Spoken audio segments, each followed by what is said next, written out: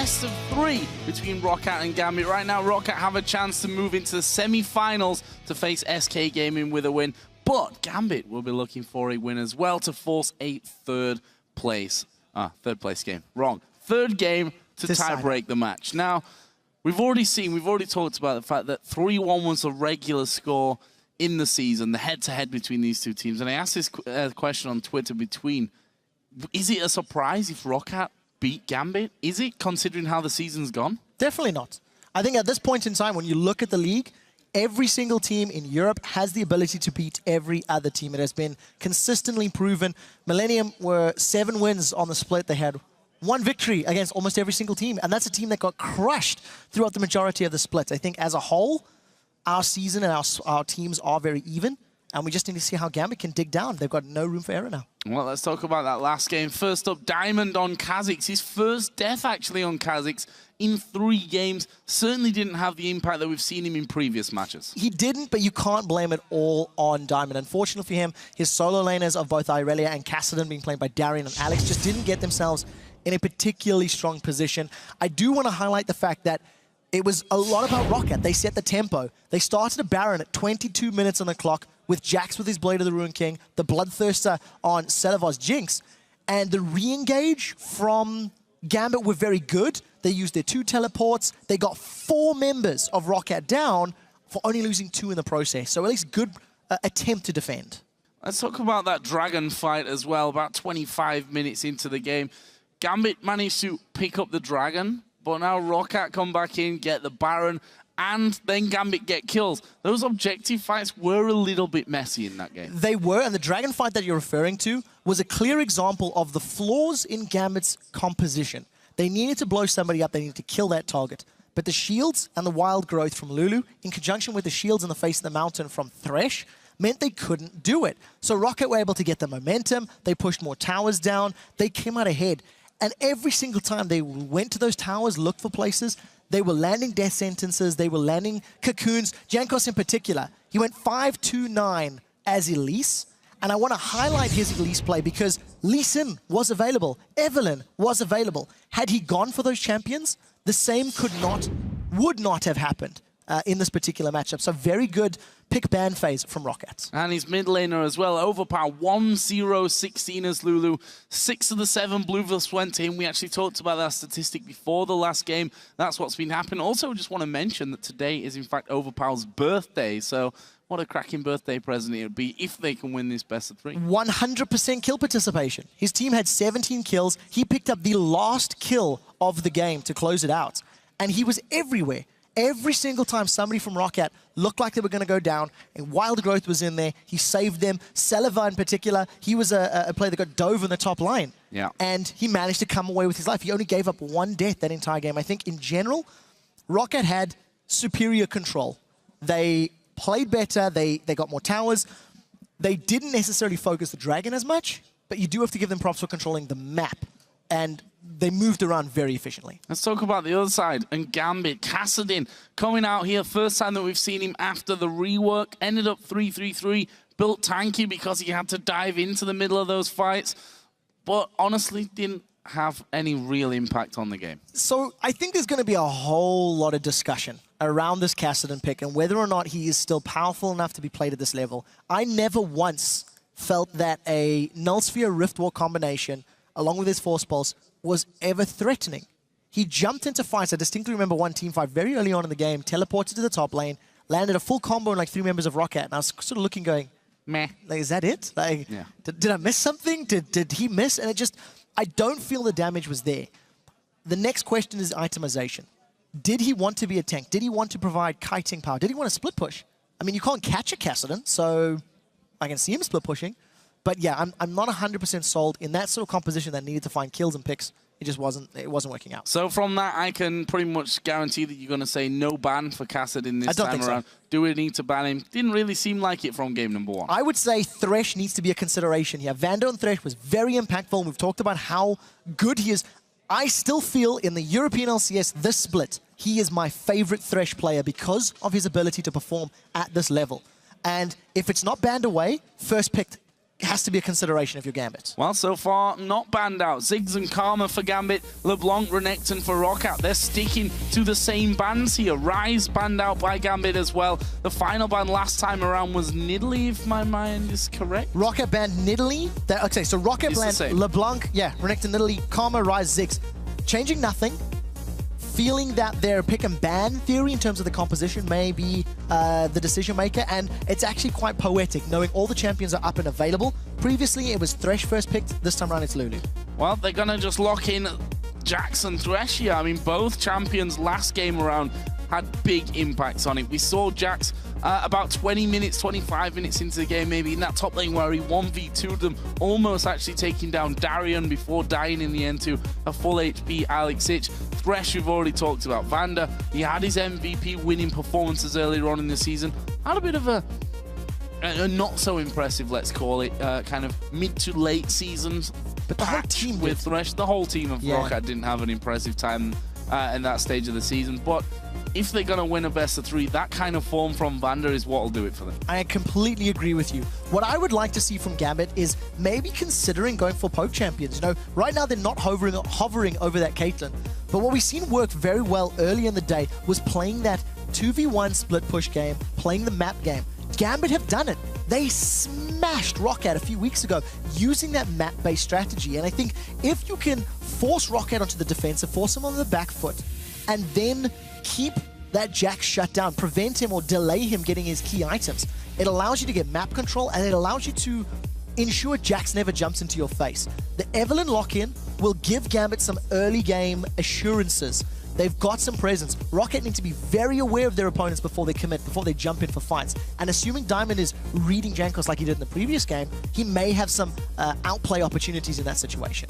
Well, it looks like ROC are saying, well, what if it's not broken, why fix it at this point of things? Jinx, at least, locked in, the same AD carry, the same jungler, same top laner, and same support coming out here. Mid lane it is, of course, going to be different in this one, though, because Lulu has already been taken away by Gambit. The question now is, what are Gambit actually going to be finishing off with here?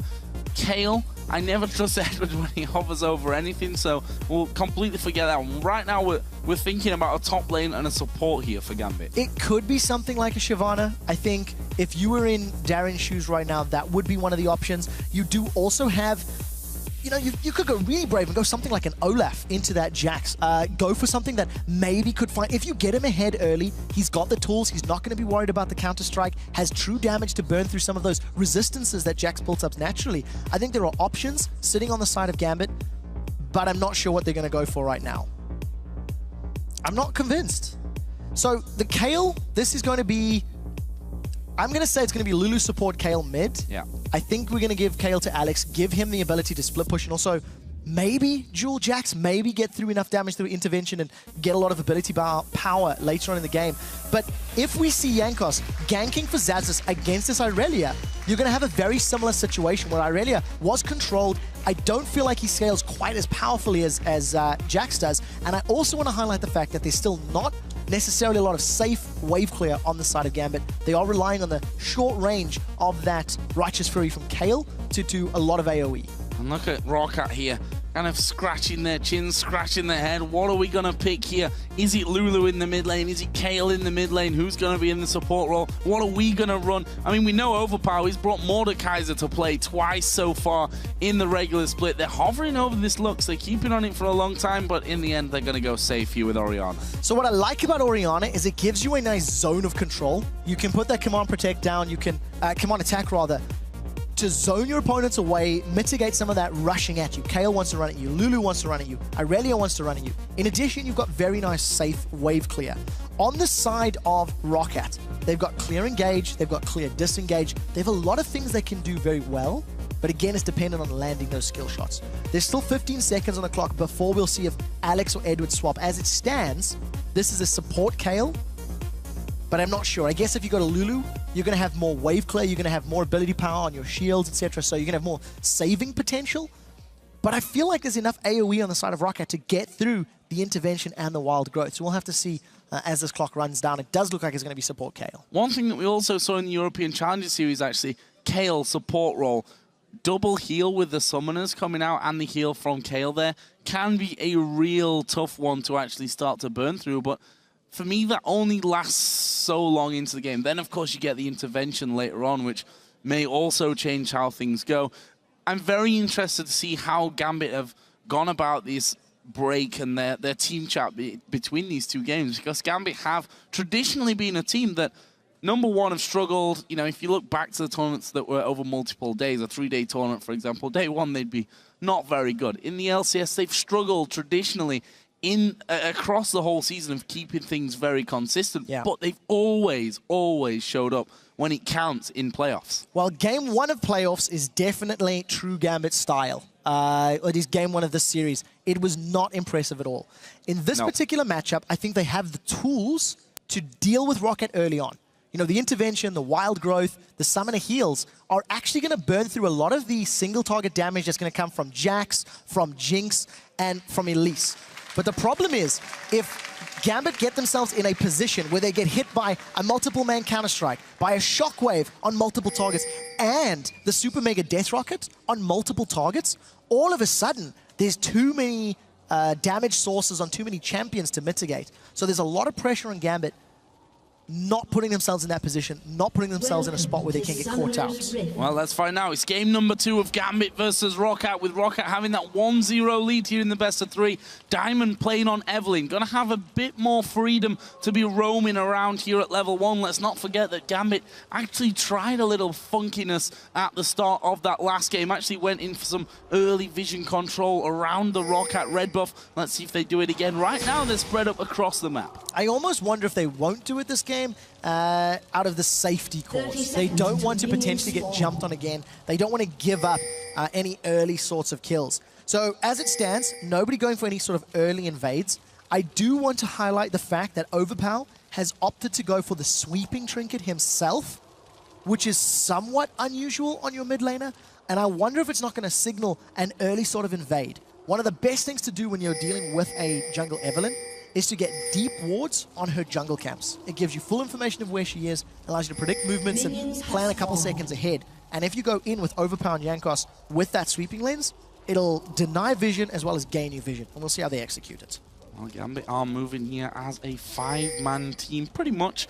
I'll tell you why, Alex is just sticking around that middle area and the ramp. So it's going to be a 4-man invade here up towards the blue buff. We see that Jankos actually is thrown his Spiderling in there first to check out what's going on. He is going to come around the corner. That's not going to give him vision because that's Diamond in there. They finally do spot that Jankos is coming out, and this is 2 men to run in there, but at level 1 they don't have the crowd control, but what they do have is the damage here for the blue. However, on the other side, Xaxus, Vander, and Celiver are taking the one away from Gambit. So they are trading objectives, blue buff for blue buff. So as far as the team net gain is concerned, there is no advantage for either players or either team right now. However, in the lane swap situation that Rocket has initiated, they are going to be giving that blue buff to Jack. So he's going to have more counter-strikes up, which will allow him to dodge, obviously, those auto attacks coming down from Gambit, and we'll have to see how they play it out. He's actually looking to roam. I think Xaxus is being a little bit greedy. Not sure if they've got enough damage without an Ignite between the two of them onto Alex in the mid lane, but we'll see how it works out. Alex has gone for the Ignite this time around. Obviously, he was playing Teleport with Kassadin in that last game. Overpower also switching things up here, pricking up the Summoner's heal here for that mid lane.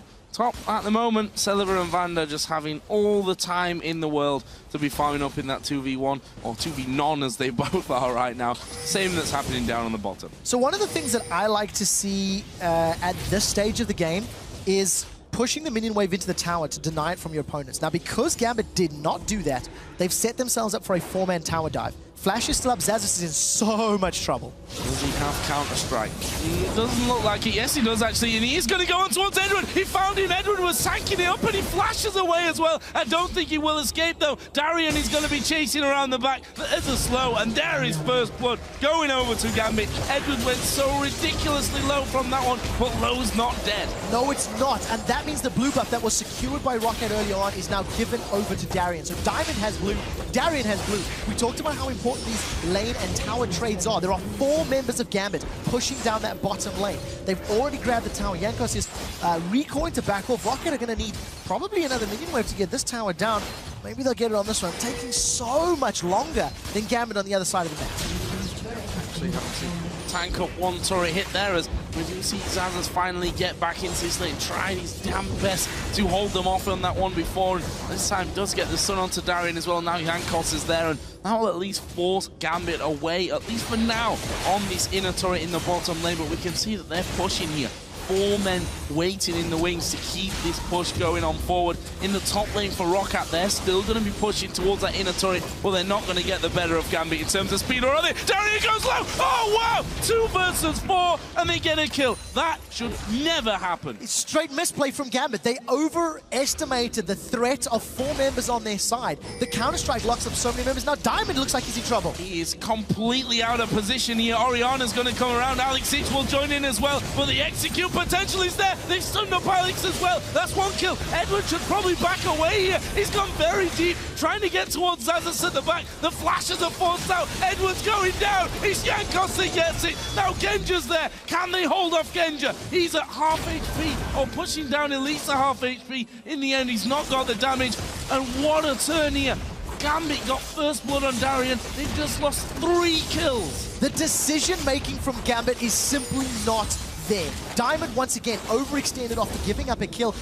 Genja's still sticking around in the jungle. While all of that drama's going on, now ROCat are out of position. Now they're going in towards Vander and Celeber. There are the flame choppers. The hook lands onto Darian. Is this going to be his second death? Exhaust is down. He's going to fall. Vander gets that one. Get excited. We'll send Celeber running, but Diamond continues to chase. Vander needs to pull something off here. It won't be in time. And now Edward's chasing down Vander as well. They've surely got the damage here. Vander has no summoner spells left, but here comes Jankos up the river. He's going to take the lantern. They go towards Diamond, and they're going to kill Diamond, and Vander lives as well. What is going on? Now they're chasing back towards Edward. They're going to give us a break, though. It's 5-2 ROCat. Insane. This is non-stop action. Jankos is everywhere on the map. In conjunction with his teammates, Jankos has secured 3 of the kills, grabbed himself an assist.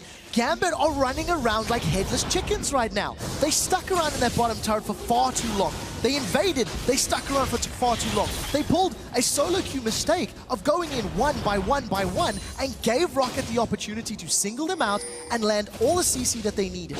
Now, even though ROCat were overextended in that last minute with Celeber and Vander pushing that inner turret, thanks to some great individual play, they turned it around. ROCat secured a kill, and because it took so long to chase Vander down, it bought time for Jankos to get in range. Right now, ROCat close to 2,000 gold in the lead. They are even on turrets, and they're sieging this bottom turret as well. Counter-Strike coming up there for Zazas, and he's just going to let that hit the minions. They want the turret here. They do not give a monkeys about Darian, and both him and Celeber are doing such a great job of stripping that one down, and now they're going to jump towards Darian. Eve's waiting to the side. There are the jumpers coming in. Darian's going down here, and he will get finished off. Celeber does it, gets excited, runs away. Edward can't have the impact. Gambit are falling apart. I have no idea what they are thinking. The tower was going down. Darian has already given up 2 kills prior to that. You can't even call it a defense, really, because he made no real attempt at shutting the champions down. He was trying to CS. Now, ROCat with a fantastic advantage.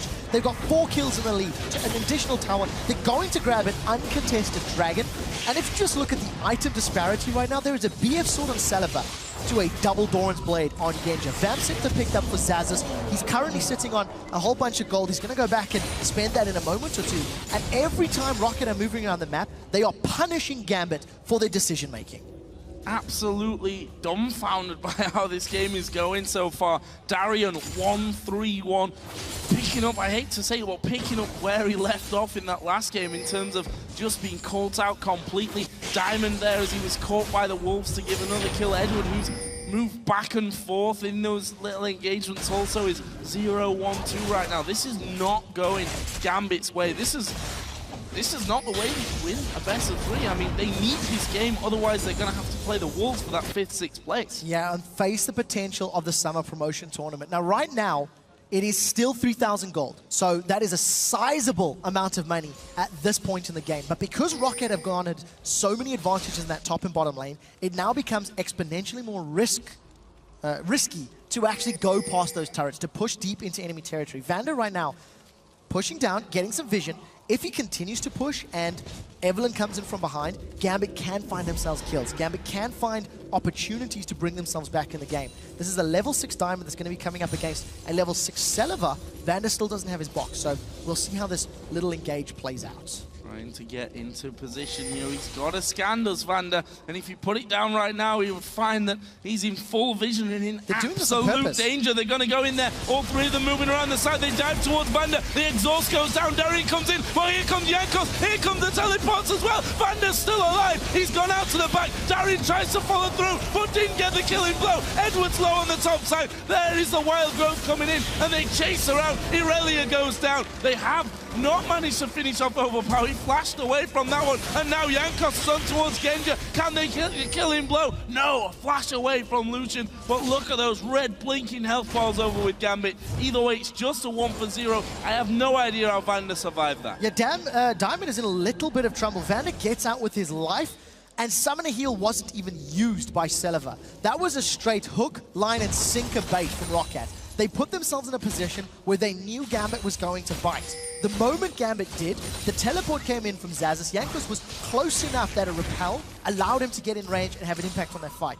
I do want to highlight, though, the wild growth from Gambit and the mobility that their champions have did actually allow them to survive longer than we were expecting.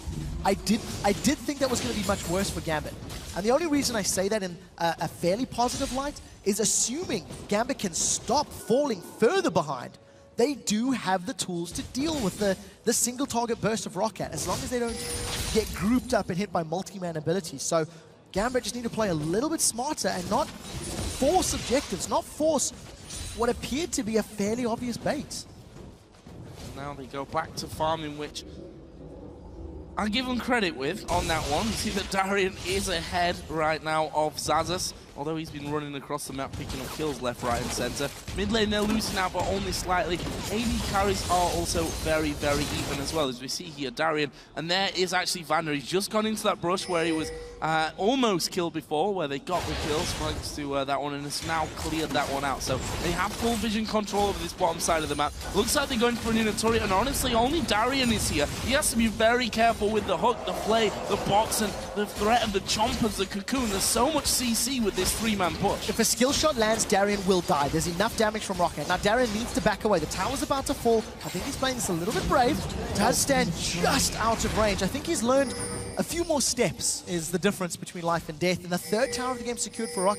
We talked about how risky it is to go for those invades, so what ROC have done to mitigate that risk is group up as a multi-man unit. They had a jungler who has hard CC in his back pocket, and now they're grouping up in the mid-outer turret. Safety in numbers, ROC are pressing their advantage. Gambit can't do anything about this right now. They're too far behind at this stage. They know that they can be caught far too easily at this stage of the game, and that will be turret number 4 going over to ROC. All outer turrets now down. The inner turret in that bottom lane is down. We can see the Gambit wherever they can trying to pick up some farm. We've got a dragon coming here in 1 minute and 30 seconds, and I feel that Gambit won't be able to contest for that. I don't think that they can. The only way Gambit can make that work is if Evelyn can come in and secure a steal on that dragon.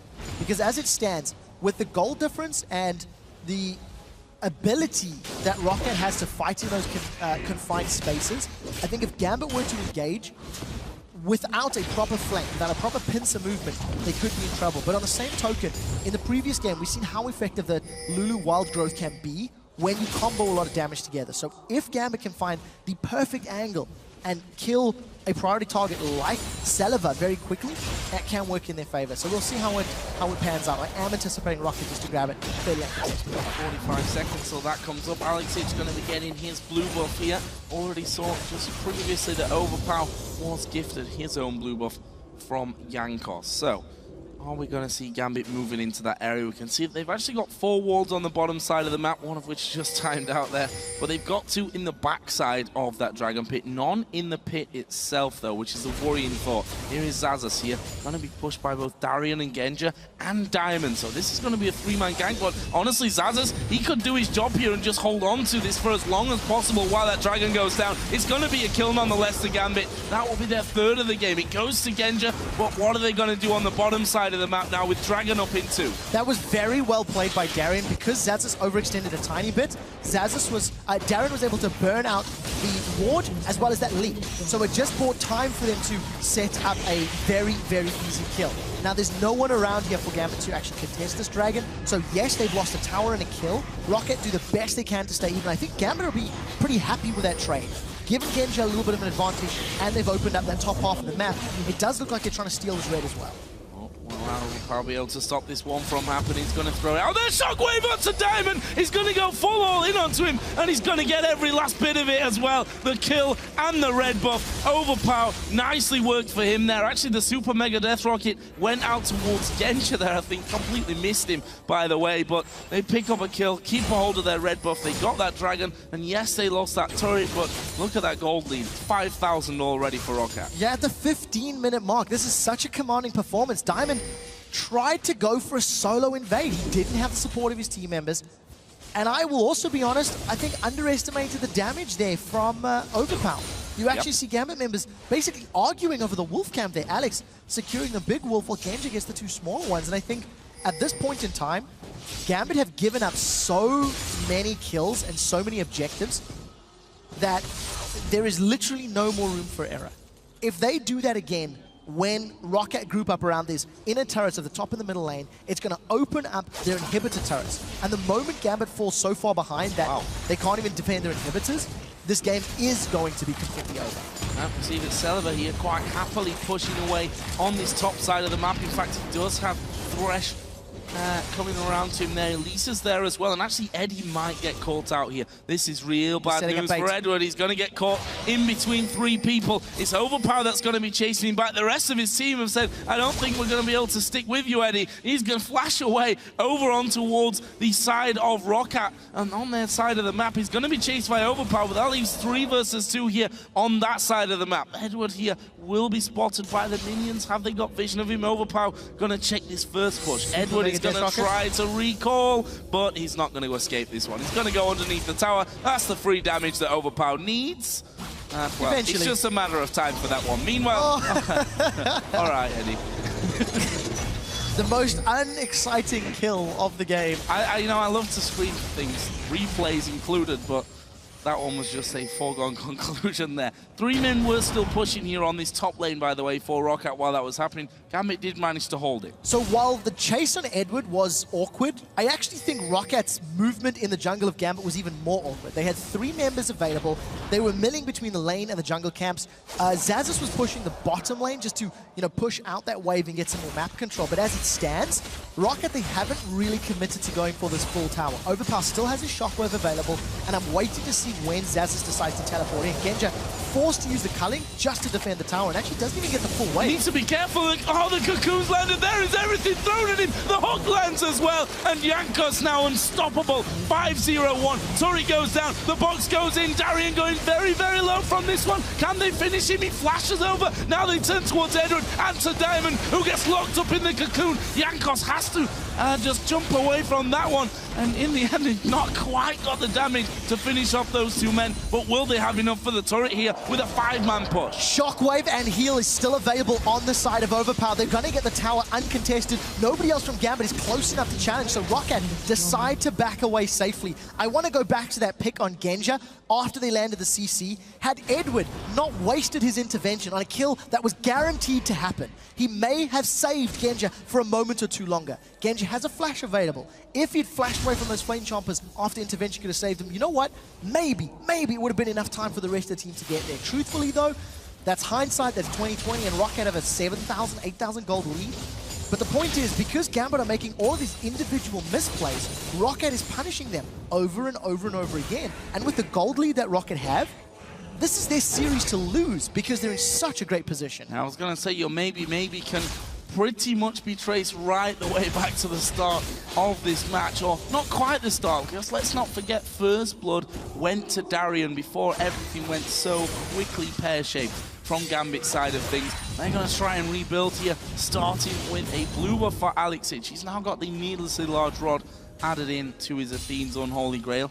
Looks the same as Orianna, but something tells me that he might be selling quite a bit of gold there, Overpower. Yeah, we'll need to see where he works. 1,400 gold a decent chunk of change, getting closer to the point that he can pick up that death cap. Needs another 250 odd, give or take. At this point, I just think ROC, when they group up in Siege, they're doing it well. They're doing it fantastically. Every single time they've been on Gambit's turret, a member of Rocket has landed a crucial skill shot that has given them kills. It happened in game 1 with the exact same champions. It's happening now in game 2. You've seen the death sentence previously. You're seeing the cocoons landing. And I think if I were in Rocket's shoes, I would stock up on wards and I would just push down the middle lane. Get the last mid inner turret and then immediately start sieging up either the inhibitor turrets or forcing Baron.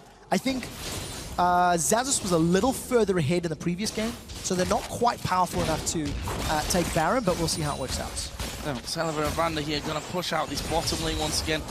Evelyn, I feel like Diamond is going to be so key here to doing anything in this game. If they're going to get these picks off, he's got to be the one that gets things started off, that gets these positional moves right for them. But you see that Jankos has not even got vision of him. He's just walking his general direction, and Diamond's like, nope, not going to do that. Meanwhile, Darian's just cowering in a bush. Doesn't want to add any more deaths, I think, to that 1-4-2.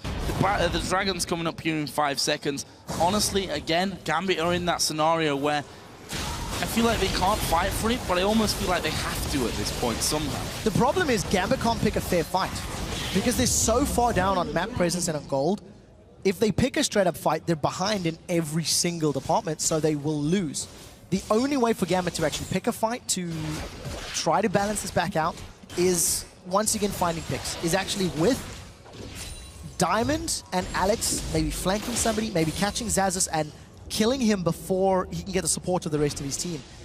And because Rocket have got pretty good vision, at least in the top half of Gambit's jungle, it just makes it so much more difficult. Rocket aren't giving them a chance. They are playing safe enough right now to avoid opening themselves up to that opportunity. Overpower's death cap. Must be a little bit scary there for Alex Ich. We saw his little 1v1 against Diamond. It wasn't really a 1v1 either, was it? If we're really honest on that, it was all about Overpower just landing everything. And there is Xaxus jumping on towards Alex Ich. The Wild Growth used, flash away from the shockwave. The intervention used a little bit too early there from Edward, and that was a little bit of a catastrophe there, a bit of comedy of errors. So that was a flash intervention from Edward. He used his summoner spell and his ultimate. Alex forced to flash away from Jax and use his wild growth. If you looked at the summoner spells of Rocket, they didn't lose a thing. They only used that shockwave. Now a two-man of Rocket are sneaking a Baron. The rest of Rocket are running interference and blocking. Xaxus isn't even there. He's going to walk his way back up, but Jankos, look at the damage he's taken. If he gets caught out now by Diamond, he probably will go down. Here's a teleport from Gambit. Can they steal this Baron? He coming in, but there's the Baron going to Rocket. Jankos low. Oh, the Super Mega Death Rocket completely whiffing there. Vander's going to go low. He flashes away to the side. Celeber not got any mana left. Overpower does have a flash here. He's just going to wait it out. He's even going to take a ward down there in the time that he waits around. And he's waiting for that lantern, and there it is. Who needs the flash when your teammate can go low, go over the other side, throw you the lantern. Safe as houses for Rocket. They get the Baron here. 10-3 up in kills. So very close to a 10k gold lead. That play absolutely exemplifies how unfortunate Gambit have been this game. Their decision-making has put them so far behind that as a team, knowing that their opponent's on low HP, there are 5 members of Gambit here, and they are too scared to engage on Overpower. They are too scared to go in the pit. The control and the exquisite decision-making from Rocket means that Overpower didn't even burn his flash. He knew, he was communicating with Vander, they knew that the lantern was up, there was no threat, so why bother wasting a summoner spell? And that just completely defines this series so far. Gambit just haven't been in it. Not being in it as Jankos going to be spotted out there by Alex Ich up in the Gambit jungle, and he's looking for those wards. There's one by the white, there's one pink ward in fact by that blue buff, but he's looking at those jungle camps right now. Let's try and look at some of the items here and check out the differences between the two of them. The AD carries there, we see actually Celeber getting caught here, so let's forget that one for a little while. Vander throws in the lantern as if to say, come on, let's rejoin the fight and have a go at them right now. That's not going to happen as Darian comes in from the side and Rocket just push up through the jungle on that top side. They've got a minion wave actually starting to push down now. That inhibitor, of course, on the top side is in fact open for them. They're going to take the buffs. They're going to start pushing down there. That's going to leave Jax and Xaxus to push the bottom lane with teleport available. That was a 5-on-4 that Gambit didn't pull the trigger on. They didn't feel confident enough to find a kill before Xaxus could teleport in. Now with the tower being down, Rocket are on the inhibitor, and Gambit make no signs of defending. Alex is 1.5 miles away pushing that mid lane. He's just started recalling, but it's far too late. And Rocket pick up an uncontested inhibitor. Can Xaxus 1v2? Genja through the calling out there. Oh my god, Xaxus tricking the both of them. Got the stun down and then jumped straight off. Meanwhile, Edward here, intervention's not going to save his life. And I don't know if Genja's going to escape this one either. He will, because he's got his flash available. He flashes straight out of that one. Diamond's off to the side of things as well. But look at Rocket. They're going to try and win this game. They're going for the Nexus turrets, and they've got a minion wave with them. Diamond and Darien from the sides. There's no Agony's Embrace, so Diamond doesn't have that big AoE. They get enough wave clear to hold on the turrets, but at the end of the day, Rocket get a lot of damage, and Xaxus is left uncontested in the bottom lane. Xaxus doing the damage, and look at this Rocket playing that split push perfectly. They're going to come in from the side. Darien not caught by the hook there, and he's going to go right into the middle. The box goes down. Darien has to flash away. Diamond, will he be so lucky? The wild growth actually saving him there. Edward has respawned and come back into this one as well, but Jax continues to hammer away on the turret, then leaping when they come out. It forces Gambit to yo-yo between the top and the bottom lane. Yeah, if there weren't 10,000 gold down, that wild growth saving members of Gambit could have opened an opportunity for them to re-engage and Rocket. But because Gambit fell so far behind early on, it is not possible. Now, Alex fancies his chances here against Xaxus. Did get a very nice help picks into Glitzerlance, but at the end of the day, doesn't manage to do anything more than interrupt Xaxus. But Rocket are playing a 4-1 split push absolutely phenomenally. Yeah, trying to get in there, but honestly, you don't want that fight. You don't want to be fighting Xaxus. You maybe look for a cheeky steal on that blue buff, and Xaxus is like, you know what, I fancy the white. Let's just reset the blue for now, as Diamond does come around. Darian's there with him as well. They don't want this one. There's no way they should be sticking around from this. And actually, Xaxus going to get sped up from this one. Has he got the pace, though, to get into Diamond? Actually jumps off towards the ward, but that means he can't jump to Diamond's position. But they are very much out of position. Darian's lucky there that they've got no vision. Diamond might not be as lucky. He should just sit there and wait, because if he reveals Darian, they'll stop him from recalling. And here is the hunt, and it's not much of a kill either. Xaxus going to pick off Diamond. The Dragon's up, freebie for Rocket. I'm not sure you can call that a hunt. It was more like shooting fish in a barrel as far as Rocket were concerned. They managed to catch Diamond and Darien out of position. Again, just trying to do the best that they can, trying to put themselves in a position where they can get a buff or get something. But it's just becoming more and more desperate on the side of Gambit. Alex, again, he's stealing away a Wraith Camp. 40 gold. I guess it's going to help get you closer to that 10,000, but as it stands, Super Minis in the top lane, Rocket, they just need to bide the time, maybe wait for the next Baron, get Baron before they go for a siege. I think that's probably going to be the route that they're going to follow, but as it stands, they're doing everything right. Well, it's an 11,000 gold lead, 12-3 in kills, 6-3 in turrets. They've got one inhibitor down already. That first Nexus turret went very, very low earlier on. Jankos actually getting a little bit caught out, but, well, at least he had the repel to get away. The Chomper's pretty much zoning Gambit out of any potential fight. Wow, that was a pretty sick cocoon, or maybe Diamond just walked into it, which is probably more than a likely story from that one. Jankos going to have himself the Wraith Camp here, and Rocket set up. Still the inner turret here on this middle lane. As usual, Xaxus has pushed off towards his bottom lane, and he's going to be running through. Gambit have to make a decision. Defend the inner turret, defend the inner turret. One or two of them is going to happen. They're actually going to fight for this one. Darien going to go low. They're trying to focus Jankos, but he's not taking the damage. 3-man shockwave comes in, and here comes Xaxus right into the middle. All the damage coming down, but no one actually falling here. Diamond going to be chased onto. Can Xaxus finish him off? He has got his ultimate running. He's going to have one more jump in a second, and he squashes him like a fly. That's a 5 versus 4 now. Have they got the health for the turret? And maybe more. They definitely do. You see Xaxus is pushing the wave in to that top tower. Here comes the Super Minion. The inhibitor has respawned. That's going to go down shortly. The rest of Rocket up healing. Xaxus may be in a little bit of trouble. Rest of the team coming across. Xaxus actually dives further in onto that one. He does. He indeed end up falling to Alex, but so does the inhibitor. And there's 12 seconds until the Baron comes away. They didn't quite finish off that top inhibitor again. Gambit, are they going to try and contest or do anything for this Baron? They've not really got any vision. And if they do go in there, they could be in danger, although this one ward here is giving them vision of Rockat's position now. It is very, very risky for ROC if they try to start the Baron off. So I think they're going to just try to interrupt Gambit if Gambit try to rush that one down. Super Mega Death Rocket will be available shortly. Shockwave is up. Overpower's backing away right now. I think he should probably cancel that recall. We'll see how quickly they can respond. Gambit is showing no signs of rushing this one down because it is a game-losing move. If they get caught out and give up too many kills, they will die. I also have to give the counter-argument to that one. They have to do something in this game, whether that's rushing it, whether that's setting up some kind of surprise here against Rocket, and even then, there's I don't want to say very little chance, but the chances are definitely not high for them to win a 5v5, even if that starts with some crazy face check from Rockout. We can see already that they've wrestled the positioning back on Baron. Diamond's trying to flank around the side here to cause any kind of surprise to them, but look how much HP he's got to Jankos. Look how tanky Jankos is compared to him, and Jankos has even got more damage in there as well with that Liandry's. At this point in time, I actually think it's too late. It's very seldom that you want to say, look, a team is done. But at this point, Irelia's not tanky enough to be in the middle of Roccat.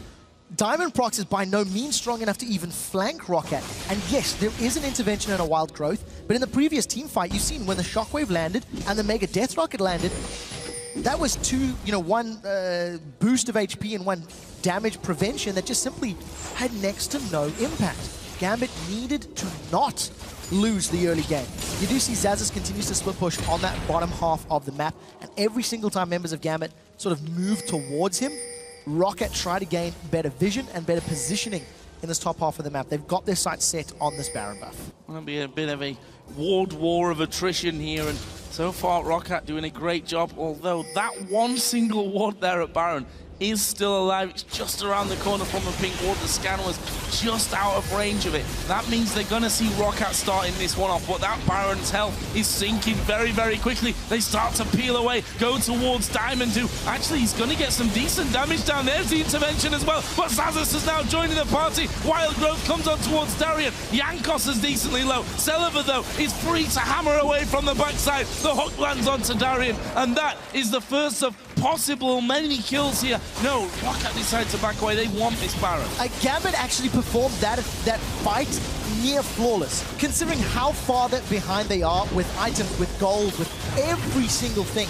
They managed to mitigate and juke around Roccat well enough to cause them a headache. Unfortunately for Gambit, they are just too far behind. They didn't have the damage they needed to get the kills, and like we talked about, Darian was in the fight for 3 odd seconds before he needed to retreat, and a great death sentence from Vanda sentenced him to death. Now Roccat with Baron, they're going to siege this top lane, grab their second inhibitor. There's very little Gambit can do because they don't have many of their ultimates available for another big team fight. Diamond trying to come around the side here, but honestly, his effect has been pretty minimal in these fights, and look how quickly that inhibitor goes down there. Celiver ripping it to shreds, and that means now only the bottom side of Gambit's base is really left standing. That middle inhibitor should be spawning in here fairly shortly, as we're going to see the slow going on to Edward. Does that mean the hook comes in? No, not quite, and Diamond is still looking for that flank position. Yeah, it's the way you need to engage with Eve, but we need to see, can they blow somebody up quickly enough? At this point in time, Rocket are playing so incredibly safe. They're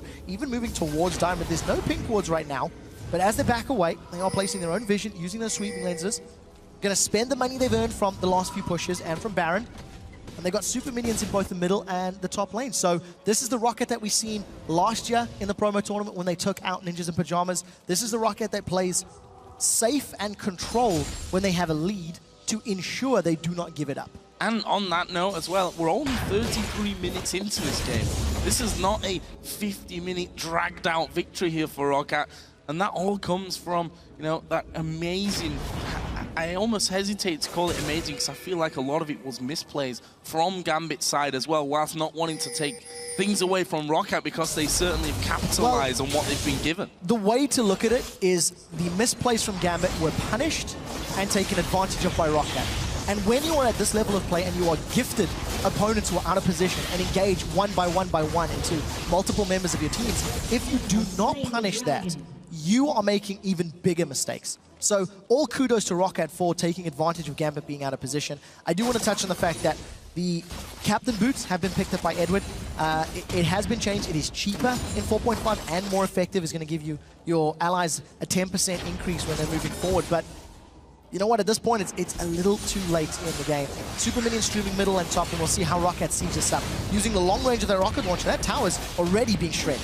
Yeah, already down to way less than half HP. Genja actually getting hit there slightly by Overpower. And look at this, once again, the standard tactic here of this game for Roccat is Zazas pushing down that middle lane. This is going to be the third and final lane going down. Diamond is actually going to back away. Darian's right in the middle of them. Wild Growth goes down. Jankos actually falling fairly low, but they've used all the heals that they've got there. The hook comes in, the shockwave follows up. Gambit are going to fall one by one. Edward, the last man left alive here. And look at Roccat, they're tanking up those Nexus turrets. They're going to finish both of them off. They'll finish the Nexus itself and Gambit Gaming and pick up the victory here to go through into the semi-finals to meet SK Gaming. Ladies and gentlemen, a flawless performance with effectively the same composition. Roccat played 4 out of 5 champions the same in both of these games, and you never once felt like Gambit were really in a position to challenge. From the get-go, Roccat found picks, they landed their skill shots, and they forced Gambit into the 5th, 6th place decider, potentially to a position where they may be facing the Summer Promotion Tournaments. And it's so hard to call out one specific member there of Roccat for fantastic play. I'm going to go out on a limb and talk about Zazas here. You were trying to get in there before me. I hope you've got someone different from that one. But for me, Zazas, we saw in the first blood of this game, let's not forget, went over to Gambit. It was a 3-man dive onto the turret. Actually, it was a 4-man dive. It was 4-man. It was a 4-man dive versus Zazas alone. He waited to see who the tower was going to aggro, and then he threw the counter-strike, jumped straight onto him, got the stun, almost killed Edward. But even then, after that, Edward was low. He ended up doing it again on the inner turret this time to pick off Darian. And once that happened, you saw an obvious nosedive in, I think, confidence overall for Gambit. So the part of the reason that Zazas was able to turn the second dive on the inner turrets and actually get a kill in a 2v4 was because of the player I want to call out is Jankos. He played Elise in both games. His cocoons were phenomenal. Yeah. His early ganks were absolutely great. Elise is a champion that has been hit recently, but in terms of her jungle clear, not necessarily in terms of her damage against champions. She still has percentage HP. And we've heard a lot of pros quite outspoken about moving away from Elise. And Jankos made it work. He went unkilled in that previous game, 6-0-7. 13 of the kills he was involved with out of his team's 18. And I really feel like he was a very large proponent of their rotations in the early game. We talked about how important Jankos and Diamond are to this games. I did not once feel that Diamond had a positive impact. Well, let's just keep the ball rolling here. Overpower, it's his birthday today, a 2-0 victory. Not a single death over 2 games. Finished 2-0-11 in this one. He didn't die in game 1, right? No, he didn't. 1-0-16. And he was involved in every single kill in game 1. Yeah. Pretty much most of them here. 2-0-11 on Orianna. He had another really, really impressive game. Vander's hooks were sublime all day long. Celiva, whilst I think it remained the quieter of everyone else, he didn't really do anything wrong in those both entire games. So before we get to Celiva, I want to touch on the lane matchups that Overpower had. He played Lulu in the first game, he had Orianna in the second game. He had time to deal with Gambit. In game 1, he was against Kassadin, who is strong in the weak in the laning phase, doesn't offer much resistance. Now Orianna versus Lulu. Lulu is much less of a bully in the early game. So both times, both teams were almost gifted a fairly easy mid lane laning phase. Yeah. The difference is the side lanes went to crap for Gambit because they got caught out, they were out of position. Alex never got a chance to have a positive impact because he was 3, 4, 5,000 gold down before his ultimates were even needed. And then just to very quickly touch on Celiva, he played Jinx, high risk AD carry because you can get jumped on against champions who wanted to jump on him. He gave up 1 death in each game. And again, because of great teamwork and getting ahead, but all props to him. He was never out of position. You never felt like he was at threat of being killed in either of the matches. And kited brilliantly, which is something you've got to be able to do with Jinx, landing the slows in there. We saw a couple of times where he was so very low, specifically in that second game in the top lane, where he got the assist on the kill, got his passive going, and just ran away from what looked like certain death. Overall, I think we could say that this ROCCAT team were so impressive. And I want to go back to that question that I asked earlier. Is it an upset if ROCCAT beat Gambit today? And I'll tell you what, looking at the performances there, it's no surprise that ROCCAT beat Gambit today, looking at both teams' performances. ROCCAT are one of the few teams that can get under Gambit's skin very early on, and that is, to me, the key to beating Gambit. If you are even at the end of a laning phase, all of a sudden you are in trouble. And I want to step back very quickly and look at Gambit as a whole. They had a boot camp leading into Intel Extreme Masters World Championship in Katowice, and they did not look threatening. They did not look to be the Korean killers that we expect. Yeah. They had a 12-day boot camp coming into this match, and truthfully, I don't think they've looked worse all split. Individually, they made mistakes. Their decision-making when moving around the map was poor, and I really think they have to go back to the drawing board tonight to figure out how they deal with the Copenhagen Wolves tomorrow, because otherwise it's a summer promotion tournament. They need to fix that, that's for sure, but let's keep it positive. ROCCAT move through to the semi-final. We're going to send things down to Shox, who's joined by Vander and the birthday boy Overpower from ROCCAT to talk about that win. Thank you very much, Joe. Indeed, joined by the birthday boy Overpower and Vander as well. Overpower, what a birthday present that you guys gave yourselves. You not only secure a place in the semi-finals tomorrow, but also the summer split. What for you guys is the most important? I think the most important is that we stay for the next split. It's very exciting to play on the LCS, and it's just really great. Yeah, absolutely. But of course, you know, you got to give your all in the semi-final tomorrow, because you guys look great today. Let us talk a little bit about the comps. I wanted to ask you maybe first, going up against that reworked Kassadin the very first time here in the LCS, what were your general impressions? So before the game, I asked guys what his skills are, because I didn't even play versus him at solo queue or something. But I feel overall he's a weak champion. He had to go tanky because he deals not so much damage anymore. So he went tanky and had no damage, not so tanky as well. So it was kind of weird to see him in the LCS playoffs. Are you the guy that then says, hey, Overpower, he does this, this, and this? Are you the brain? It was Jenkos, because he always likes to troll a bit in solo queue. He likes to have fun, and I think the Kassadin pick was about catching the AD carry of us. Like, he's tanky and he has a lot of slows with E and this item. You build out of Shin, yeah. And yeah, then you have Kha'Zix and Irelia, so I think they were focusing on killing Jinx in teamfights. Yeah, absolutely. You guys going for that Jinx pick twice, which is, of course, a risky pick. So are you then very confident in your Thresh skills that you can protect her, or is it the Jinx, or is it Celiver that says, hey guys, I can do it? I think it's both. Like, they were jumping on Jinx every teamfight, and I just built 2 items for her, one from the Targon to shield and Mikael, so she's pretty safe with a new exhaust, which is really good, and my ultimates and other skills.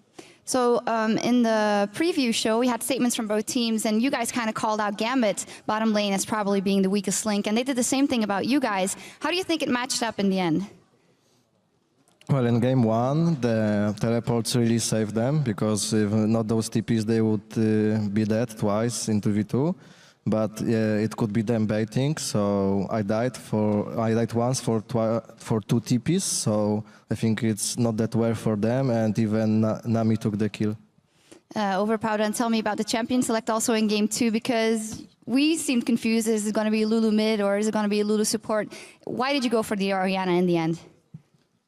Because it's just a safe champion, as Lulu is, so we wanted to make it safe. We picked the same picks as last game because it really worked for us, and we just changed Orianna, as I said, because of this safety. One last thing maybe about the game. It almost seemed like a birthday present from Gambit to you, because after the first blood went down for Darien, you just kept cutting him out all the time. Tell us about that. It was crazy.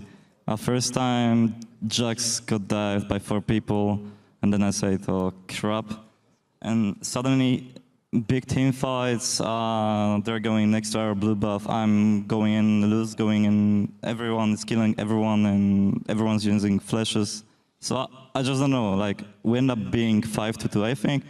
So it feels great to win such a fight, but it was really weird. Yeah, you're like, give me all those birthday presents. But anyway, guys, we will see you guys in the summer split, which is fantastic for you. But tomorrow, the semifinal versus SK Gaming. You guys have not the best record versus SK Gaming, 1-3 in the spring split. So how do you think that matchup's going to go, Vander? I think they are a really strong team right now. Like them and Fnatic are two best teams probably right now, not including us.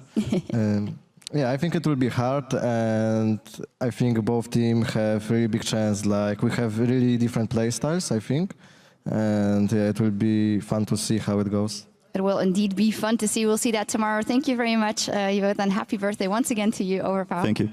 And now we're going to go back over to Joe and Quickshot to check out our bracket. All right, thank you very much, guys. And with that series complete, let's take a look at the rest of the playoff picture. Alliance, of course, beat the Copenhagen Wolves earlier today, which means they will move into tomorrow's semi-final match versus Fnatic. And after winning 2 decisive games over Gambit, ROC will join them and move into the semis where they'll face SK Gaming. Yeah, and at the end of the day, the Copenhagen Wolves will face Gambit in a 5th place best of 3, with the losers heading to the summer promotion tournament. Thursday will feature a battle for 3rd place between the losing teams from the semi-finals. And finally, the winners from those 2 semi-final matches will head into the championship best of 5 to decide the spring split 1st place team and who will be heading to Paris and represent Europe in the All-Stars. So that means that you can watch these matches here with us tomorrow. First up, Fnatic will face Alliance in the 1st semi-final best of 3, and that will be followed by SK Gaming versus ROC in our 2nd semi-final of the day. Yeah, after that, Gambit and the Copenhagen Wolves will fight for 5th place, with the losing team heading to next week's summer promotion tournament. Those matches will start on Wednesday at 5 p.m. Central European Summertime. That's 8 a.m. Pacific Daylight Time. So for myself, Quickshot, Shox, Demon, Deficio, and the entire LCS broadcast crew, thank you for watching, and we'll see you back here Wednesday as the spring playoffs move into the semi-finals to decide who will head to the championship match. Don't miss it.